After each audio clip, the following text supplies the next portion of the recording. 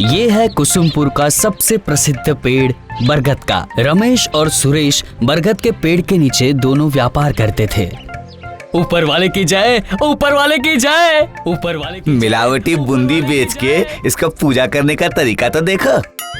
बूंदी ले जाओ, बूंदी ले जाओ, गर्मा गर्म बूंदी ले जाओ। आइए भैया, आइए भैया, आइए भैया, 2 रुपए में ले जाइए, 2 रुपया में। दवाई बिस्तर के नीचे रखेंगे, सुबह तक चूहा शमशान पहुंच जाएगा।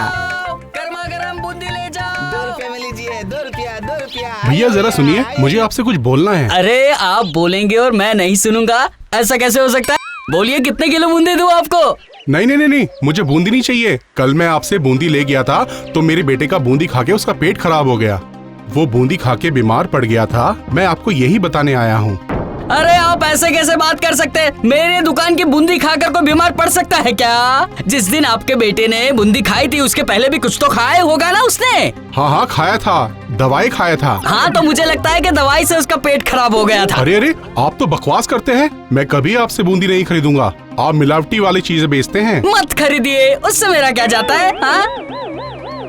हाँ बूंदी ले लो, बूंदी। मेरी बूंदी से कोई बीमार नहीं पड़ेगा। अरे भाई शुरे, हर रोज कोई ना कोई शिकायत लेकर आ ही जाता है। तू बूंदी में और मिलावट मत कर, एक दिन फंस जाएगा मुसीबत में, फंस जाएगा मुसीबत में। नुकसान होगा या मुझे फायदा होगा ये मैं सोच लूंगा, तुझे चिंता करने की कोई जरूरत नहीं है। ठीक है, मैं भी देखूंगा कि तू कैसे यहाँ पे मिलावटी बूंदी बेच रहा। मैं भी अपना दिमाग लगाता हूँ। बूंदी ले लो, गरम गरम बूंदी। आइए दीदी, 2-2 रुपया, 2-2 रुपया में ले जाइए। चखिए फिर ले जाइए मेरी बूंदी, मेरी बूंदी चखिए चखिए, ले जाइए। आइए आइए, एक बार आओगे 1000 बार आओगे बूंदी। ऐसे ही मिलावट वाली बूंदी का व्यापार सुरेश का बहुत ही अच्छे से चल रहा था। और अगले दिन, हे ऊपर वाले, आज मेरी बहुत सारी बूंदी बिकवा देना, मेरी तरफ देखो। क्या भक्ति कर रहा है? चोर होता है वही ज्यादा भक्ति करता है। ये सब भक्ति वक्ति छोड़ के ना अच्छा काम कर। बूंदी ले लो, बूंदी। इसको बहुत ज्यादा चर्बी चढ़ गई है। अरे सब लोग बीमार पड़ रहे हैं इसकी बूंदी खा के। मुझे कुछ ना कुछ तो करना ही पड़ेगा। हाँ समझ गया, मेरे पास एक अच्छा उपाय आ गया है। सुरेश जैसे ही बोलेगा कि बूंदी ले जाओ, बूंदी ले जाओ, मैं बोलूंगा खाओगे तो मरोगे, खाओगे तो मरोगे। ले लो गरम गरम बूंदी, खाओगे तो मरोगे। 1 किलो पे 1 किलो फ्री बूंदी, मेरी बूंदी जल्दी आइए। खाओगे तो मरोगे, खाओगे तो मरोगे। अच्छा भैया ये बात बताइए कि ये बूंदी तो ठीक होगी ना? अरे एकदम गरम गरम है, बहुत ही टेस्टी है, लेकर जाइए। खाओगे तो मरोगे, खाओगे तो मरोगे। अगर विश्वास नहीं है तो दुकानदार को पहले बोलो खाने। खाओगे तो मरोगे। ये क्या है? खाओगे तो मरोगे? नहीं नहीं नहीं, मुझे नहीं चाहिए। अरे भैया ये कुछ भी बोल रहा है, उसकी बात मत सुनिए। आपके पड़ोस वाले दुकान वाले कह रहे हैं कि खाओगे तो मरोगे, खाओगे तो मरोगे। मुझे मरने का कोई शौक नहीं है। भैया आप मेरे दुकान से चूहे मारने की दवाई ले जाइए। चूहा पक्का मर जाएगा। बिस्तर के नीचे रखेंगे, चूहा शमशान पहुंच जाएगा। हाँ घर में बहुत चूहे हो गए हैं, दे दीजिए चूहे मारने की दवा। हाँ, ये लीजिए ये लीजिए ये लीजिए। तुमने हमारे खरीदार को ऐसे भगाया क्यों? बताओ मुझे, भगाया क्यों उसे? अरे भाई मैं कहाँ तुम्हारे ग्राहक भगा रहा हूँ, मैं तो बस यही बोल रहा हूँ खाओगे तो मरोगे। ये तो मैं अपने जहर के लिए बोल रहा हूँ। मैंने ऐसा तो नहीं कहा कि तुम्हारा बूंदी खा के कोई आदमी मर जाएगा। अच्छा समझ गया मैं। सुरेश बहुत ही ज्यादा गुस्से में था रमेश की और वो गुस्से से देखता रहा। जितने भी खरीदार सुरेश के पास बूंदी लेने आते थे वो रमेश की बात सुनकर वहाँ से चले जाते थे। इससे सुरेश का नुकसान होता था। रमेश को बहुत ज्यादा चर्बी चढ़ी है ना, आज उसने मेरा पूरा धंधा चौपट कर दिया, पूरी बूंदी खराब हो गई मेरी। अब मैं उसे लोगों से मार खिलवाऊंगा। उस दिन रात को रमेश ने जमींदार के पेड़ से कई सारे आम चुरा लिए और वहां से वो भाग गया।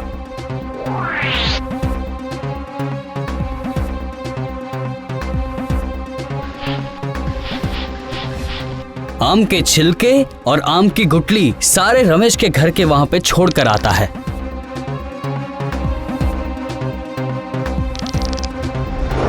तू मेरे पीछे पड़ा था ना, अभी देख मैं तुझे मजा चखाता हूँ।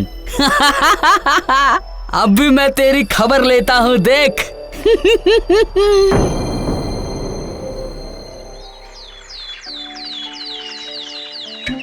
थु, थु। रोज सुबह उठकर मैं यही सोचता हूँ कि आज मैं किसी का बुरा नहीं करूँगा। अरे रे, ये क्या कर दिया? सोचा था अच्छा बन के रहूंगा, अच्छे अच्छे काम करूंगा, पर ये कौवे ने क्या कर दिया? पर कौवे ने ही गंदा काम कर दिया मेरे ऊपर। जा यहाँ से जा। अरे ये क्या हो गया? पेड़ों से मेरे आम किधर गए? हाय हाय हाय, मेरा कितना बड़ा नुकसान हो गया। मेरे इतने सारे आम किसने चोरी करे? मैं उसको छोड़ूंगा नहीं।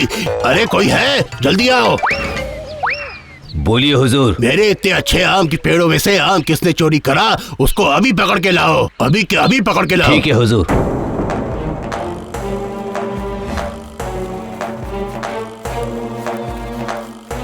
अरे कौन मेरे घर के सामने ये आम का छिलका और गुठलियां फेंक के गया है? अरे वही तो है, उसके हाथ में आम का छिलका है, लगता है वही चोर है। पकड़ते हैं उसको, चल। ये देखो मुखिया जी के आम और उसकी गुठलियां। आम चोरी करता है, ये ले। अरे नहीं, मुझे छोड़ दो। मैंने कुछ नहीं किया। मैं कुछ नहीं जानता इसके बारे में। ये तूने ही चोरी किया है। हाँ, बोल रहा हूँ, हमें विश्वास नहीं होता तुझ पे। अरे नहीं, मुझे छोड़ दो। मैंने कुछ नहीं किया। अब देख कैसा लग रहा है? अब तू खेल खेल मार खाने का। ये आम और छिलके, गुठलियां मेरे नहीं है। हे ऊपर वाले, थोड़ा सा मेरी ओर देख लेना। थोड़ा सा काम होते होते बिगड़ जाता है, मेरी ओर देखना। बहुत दर्द हो रहा है। आज पूरा दिन मैं अपना व्यापार कैसे चलाऊंगा? कैसे बैठूंगा यहाँ पे? दर्द हो रहा है रमेश मार खा के? मुझे बताओ कहाँ कहाँ मारा तुम्हें? मैंने तुम्हें अच्छे से समझा दिया है कि मैं क्या चीज हूँ। तो इसका मतलब तुमने मेरे घर के सामने वो आम के छिलके और वो गुठलियां फेंका था? ठीक है, तू शेर है तो मैं भी सवा शेर हूँ। सुबह सुबह ऊपर वाले का नाम लेकर ये जो तू मिलावटी बूंदी बेच रहा है ना, मैं जरूर सबक सिखाऊंगा तुझे। देखना तू, बिल्कुल सबक सिखाऊंगा। रुको तुम। भैया कहाँ जा रहे हैं? हाँ, आज मेरा शरीर बहुत दर्द कर रहा है। कल ठीक होके मैं दोबारा आऊंगा। अभी मैं जा रहा हूँ, मिलते हैं।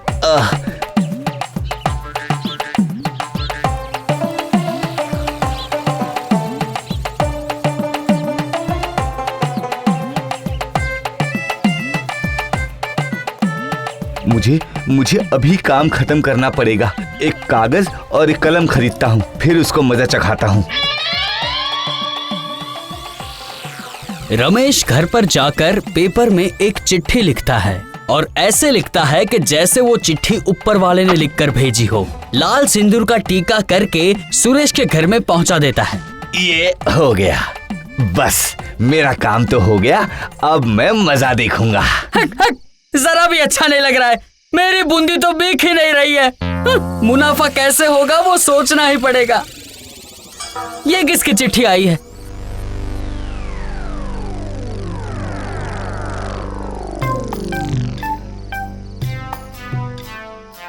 अरे वाह, ये तो ऊपर वाले की चिट्ठी है। बेटा सुरेश, मैं तुम्हारी प्रार्थना से बहुत खुश हो गया हूँ। अगर तू चाहता है कि तेरा व्यापार अच्छा चले तो आज रात 2 बजे जमींदार के बगीचे में जाकर खजूर का रस लाकर उससे गुड़ बना और उसी गुड़ से तू जाकर बूंदी बनाना और वो ही बूंदी बाजार में जाकर तू बेचना और फिर देखना दिन दुगनी और रात चौगनी हो जाएगी तेरी। हे ऊपर वाले, ये चिट्ठी लिखकर आपने मुझ पर बहुत बड़ा उपकार किया है। मैं आज ही बागीचे में जाऊंगा और खजूर का रस लाकर उससे गुड़ बनाऊंगा। फिर तो अपने धंधे में तरक्की होनी है। हाँ, लेकिन खजूर के पेड़ पे चढ़ने के लिए मुझे सीढ़ी की जरूरत होगी। लाऊं कहाँ से?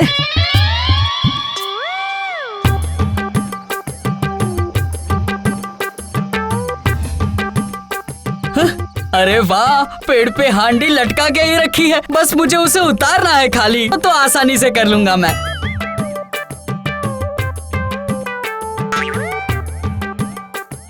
हाँ, ये सुरेश अब पेड़ पे चढ़ गया है।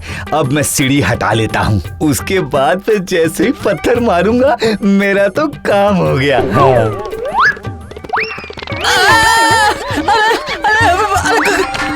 अरे कौन है? अरे कौन है? कौन है?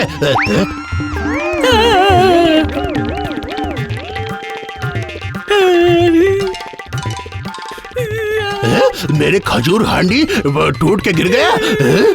किसने किया? अरे पेड़ के नीचे तू मेरे खजूर के पेड़ में चढ़कर क्या कर रहा है? नहीं नहीं, मैं चोरी करने नहीं आया था। मुझे ऊपर वाले की चिट्ठी आई थी और उसमें लिखा था कि आपके बागीचे नीचे उतर, मार मार के तेरी चमड़ी उतार दूंगा। आपने आम चोरी का झूठा इल्जाम मुझ पर लगा के मुझे बहुत मारा था। वो जब तक सच नहीं बोलेगा उसे पेड़ से मत उतरने दीजिएगा, और अगर उसे उतरना है तो उसे खुद ही उतरना पड़ेगा। अरे बाप रे, मैं कैसे उतरूंगा? वो सब मैंने ही किया था, वो सारी मेरी गलती है। अब तो मुझे नीचे उतारो वरना मेरे भारी वजन से मैं गिर जाऊंगा। अब तो मुझे नीचे उतारो। अच्छा, तो सिर्फ इतना ही? और तुम जो वो मिलावटी बूंदी बेचते हो उसका क्या? बोलो बोलो। हाँ, करता हूँ, आगे से ऐसा कभी नहीं करूंगा। तू चुप, पहले उतर पेड़ से। तेरे साथ मेरा बहुत कुछ हिसाब किताब बाकी है। मैं गिर गया। नहीं, मुझे मारना मत। आज के बाद तो चोरी कभी नहीं करूंगा। अरे मैं चोरी नहीं करूंगा। ये तो मेरी बूंदी नहीं बिक रही थी, इसलिए मुझे बहुत ज्यादा टेंशन आ रहा था, इसलिए मैंने ये सब किया। आगे से नहीं करूंगा, मत मारिए मुझे, मैं बहुत ही नाजुक हूँ।